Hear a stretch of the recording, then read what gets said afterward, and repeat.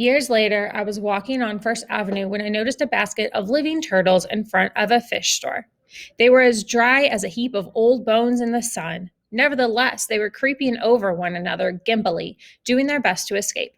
I looked and was touched to discover that they appeared to be wood turtles, my favorite, so I bought one. In my apartment, I looked closer and realized that in fact this was a diamondback terrapin, which was bad news. Diamondbacks are tidewater turtles from brackish estuaries, and I had no seawater to keep him in.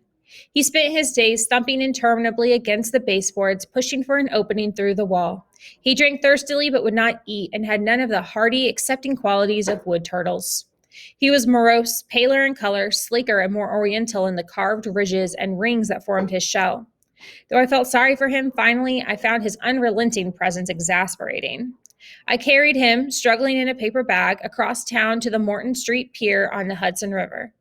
It was August, but gray and windy. He was very surprised when I tossed him in. For the first time in our association, I think he was afraid. He looked afraid as he bobbed about on top of the water, looking up at me from 10 feet below. Though we were both accustomed to his resistance and rigidity, seeing it still pitiful, I recognized that I must have done the wrong thing. At least the river was salty, but it was also bottomless.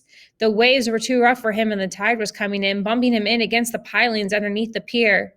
Too late, I realized he wouldn't be able to swim to a peaceful inlet in New Jersey, even if he could figure out which way to swim. But, since short of diving in after him, there was nothing I could do. I walked away.